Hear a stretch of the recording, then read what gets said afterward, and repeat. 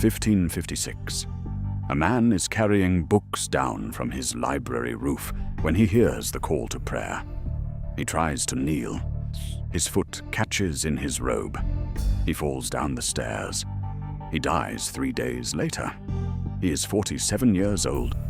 Here is what makes this absurd. This same man had lost an entire empire. Not once, but twice. He had fled across a flooding river on an inflated goatskin float with enemy cavalry chasing him. He had survived 15 years of desert exile, assassins, and brothers who wanted him dead. He had crossed Persia as a refugee, begged a foreign king for troops, and marched back across 2,000 miles to take his throne back. He had done all of that. A staircase got him. His name was Humayun, which means the fortunate in Persian. He was anything but. But without him, there is no Akbar the Great. And without Akbar, the Mughal Empire is a footnote. This is the story of the man history almost forgot. You may know his father, Babur, who founded the Mughal Empire after losing his kingdom at 12. Babur was a military genius who took northern India by storm, fighting with cannons against armies of war elephants. He died in 1530. He left Humayun an empire 6 years old and held together by nothing but his father's reputation. Humayun was 22. The inheritance was enormous and fragile at the same time. The Mughal hold on Hindustan was shallow. The old Afghan nobility of the Delhi Sultanate resented these newcomers. Provincial governors who had bent the knee to Babur were already watching for weakness. Humayun had capable commanders but unreliable brothers, Kamran, Askari, and Hindal, each of whom controlled territory and had their own ambitions. A united empire required a ruler who could hold all of it together through strength and will. Humayun was thoughtful, well-read, deeply interested in astronomy and architecture. He was not his father. The vultures could smell it. Sher Shah Suri was 60 years old and had spent decades watching empires from the inside. He had served under the old Afghan sultans, then under the Mughals. He understood how they thought. He understood their weaknesses. In 1538, Humayun marched east to deal with a Bengali sultan. Sher Shah used the moment. He cut Humayun's supply lines, harassed his army through the monsoon season, and then struck. The Battle of Chausa in June 1539 was a catastrophe. Sher Shah caught the Mughal army at night, mid-crossing of the Ganges. Humayun barely escaped, swimming across on his horse while soldiers drowned around him. He had lost thousands of men and retreated to Agra. His generals told him to regroup and counterattack immediately. He waited. That was his second mistake. By May 1540, Sher Shah had consolidated control of Bengal and Bihar and turned west with an enormous army. At the Battle of Kannauj, the Mughal forces outnumbered Sher Shah's. But the battle collapsed almost immediately. Humayun's army scattered. His own commanders fled the field. Within hours, the Mughal Empire ceased to exist. The Ganges was between him and safety. It was flooding season. He had no boats. He did the only thing he could. A water carrier was traveling with the army. A man whose trade was transporting water in enormous inflated goatskins. Humayun commandeered one of the floats, pushed out into the Ganges on an inflated goatskin, and crossed the river while his empire burned behind him. The second Mughal emperor, on a goatskin float. This is a documented fact. 15 years. That is how long Humayun was gone. The exile was not one long misery. It was a series of negotiations, near disasters, and strange turns. He moved through Sindh, through the Rajput deserts, through Persia. He appealed to allies who turned on him. He held territory for months before losing it again to his own brother Kamran, who had decided the chaos was an opportunity. In 1542, in the desert of Sindh, at a place called Umarkot, Humayun's son was born.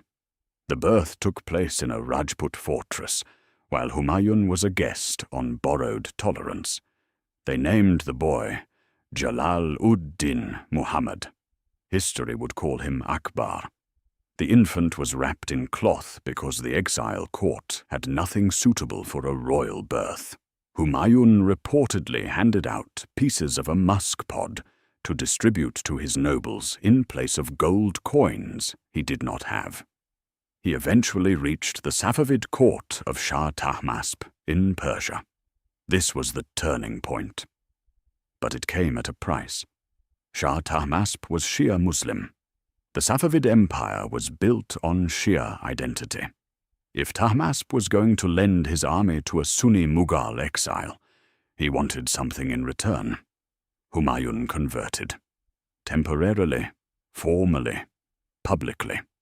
He adopted Shia practices at the Safavid court and agreed that if he recaptured his empire, he would acknowledge Safavid religious primacy. It was a political transaction dressed as religious devotion. His own nobles were uncomfortable.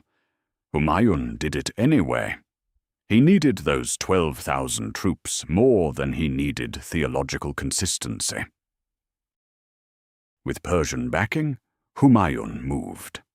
He recaptured Kandahar in 1545, then Kabul, where he finally caught up with his brother Kamran, who had spent years betraying him.